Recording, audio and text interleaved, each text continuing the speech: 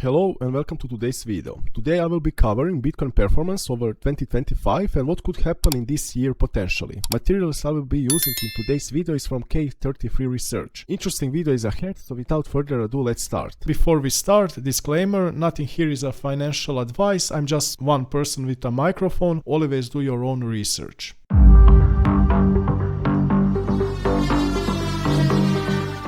So 2025 is now behind us. It was an unforgettable year in a positive sense for equities and for precious metals like gold and silver, but the same cannot be said for Bitcoin and the broader crypto market. When looking at the Bitcoin's headlines throughout the year, ranging from discussions around a Bitcoin strategic reserve to stablecoin legislation, and even the introduction of 401k bill, it is astonishing how much positive news emerged while Bitcoin's price simply failed to follow. This divergence can be partially explained by Bitcoin's ongoing institutional adoption. As larger players enter the market, many early holders choose to sell. As shown in the illustration above, Bitcoin's supply aged 2 years or more has been in clear downtrend for the past 2 years. At the same time, periods of excessive leverage, amplified volatility and pressure price action, together these dynamics help explain much of Bitcoin's relative weakness during 2025. Bitcoin underperformed US equities and gold throughout the year. In addition to the factors already discussed, external pressures also played an important role. Trade tariffs weighted on global risk appetite, while growing fears of an AI-driven bubble led to periodic risk of rotations across markets. Together, these macro headwinds further contributed to Bitcoin's relative weakness, even as long-term fundamentals continue to improve. As shown in the graphic above, 2025 was filled with bullish headlines. In some cases, Bitcoin responded quickly with upward price movement, while in others the reaction came with a delay. This pattern held until the frightening 10/10 event, the largest liquidation in crypto history. After that moment, Bitcoin along with broader crypto markets struggled to regain meaningful strength. What makes this particularly concerning is how closely it resembles the 2022 FTX collapse. That event marked the beginning of a year-long bear market, and the similarities in both structure and aftermath are hard to ignore. Different events but strikingly similar consequences. Now we can look at Bitcoin's performance over the years, and this is where one could make an argument that this time might actually be different. At the time of writing, with 1 week left in the year, Bitcoin is still down on a yearly basis. By the time you are watching this, it is worth checking how Bitcoin ultimately finished 2025. If the year closes in the red, a case can be made based on historical performance alone that in the previous 3 cycles Bitcoin delivered 3 consecutive green years before entering a bear market. A red year at this stage of the cycle would break that pattern and reinforce the idea that this time, at least structurally, looks different. We can also see clear signs of Bitcoin maturing as an asset class. It just recorded its least volatile year on record, and the longer-term trend in volatility continues to move lower. This suggests fewer severe drawdowns, but it also implies less explosive upside moves, at least in the short term, as Bitcoin increasingly behaves like a more established crypto macro asset. This makes sense as it is becoming a bigger asset in terms of its capitalization, so more money is needed to move the needle. Next, I will focus on ETFs and Treasuries. So Bitcoin ETFs have remained an important vehicle for gaining exposure to Bitcoin, accumulating approximately 160k during 2025. While this is still a meaningful inflow, it represents a significant slowdown compared to 2024, when ETFs accumulated roughly 532k Bitcoin. This deceleration highlighted a shift from explosive early adoption to a more measured but still structurally supportive demand profile. Another major source of accumulation came from treasury-focused companies, which collectively accumulated just under 500k Bitcoin in 2025. However, this form of demand is becoming increasingly difficult to sustain. As treasury companies lose their market premium, capital raising becomes more constrained. Taking Strategy as an example, as long as the stock trades above 1x mNAV, the company can raise capital relatively easily through debt issuance or dilutive mechanisms. As that premium erodes, these financing channels become harder to access. To offset this challenge, MicroStrategy introduced Bitcoin-backed treasury instruments designed to provide an additional source of liquidity during more difficult market conditions. I have a full video on Strategy and their approach, definitely worth watching. After finishing this first, link will appear upper right. Now onto altcoins. So while Bitcoin market capitalization has nearly doubled from its 2021 peak, the same cannot be said for altcoins. Their total market capitalization failed to reclaim the 2021 highs. In other words, the altcoin season that many expected, including me, simply never happened. There is a saying that a bull market is always somewhere. Even though most altcoins struggled throughout the year, privacy coins emerged as a clear exception. Led by Zets,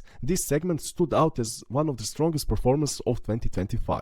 Now on to question all of you want to know, is this time different? And And what could that mean for Bitcoin in 2026? So, unlike prior cycles, Bitcoin never experienced a true parabolic rise. At the same time, lower interest rates are now on the horizon, crypto-friendly legislation is progressing, and Bitcoin is becoming increasingly integrated into traditional financial markets, combined with a fresh allocations from a new cohort of institutional investors. These factors create a far more constructive and promising environment for Bitcoin heading into 2026. The proposed 401k initiative backed by Trump also represents a major potential catalyst if it is ultimately realized. If history is any guide, particularly when looking at the approval and adoption path of Bitcoin ETFs, this is less of a question of if and more of a question of when for 401k plans to enter the market. With just 1% allocation, 401k inflows alone would surpass the total ETF inflows accumulated since their launch in 2024. If that does not sound bullish for Bitcoin long-term outlook, it's hard to imagine what would. Lastly, I would like to address the historical volatility of midterm years. In 2010, markets experienced a drawdown of roughly 16%, which was followed by a powerful bull run in 2011 and 2012. The 2014 midterm year brought only a brief correction before the broader bull market resumed. In 2018, equities corrected by around 20% and then went on to deliver a strong bull market in the years that followed. Most recently, in 2022, the market saw a correction of approximately 25%, yet today the S&P is trading at all-time highs. The takeaway is clear. While 2026 will most likely bring elevated volatility, volatility itself creates opportunity for those focused on the long-term game. Now on to the rate cuts segment. In previous two cycles, bear market correlated with rate hikes, while entering in 2026, two rate cuts are expected, and if we follow recent Trump statements, new Fed will likely be expected to cut even more. This monetary policy environment differentiates sharply with those of 2018 and 2022, giving an argument why previous cycle story might not repeat in 2026. Some closing thoughts. So, rate cuts, potential liquidity injections, institutional adoption coupled with a new players in form of 401k entering the market with already present ETFs and digital asset treasuries are all the things that suggest a strong year is ahead for Bitcoin. And even though it is hard to predict short-term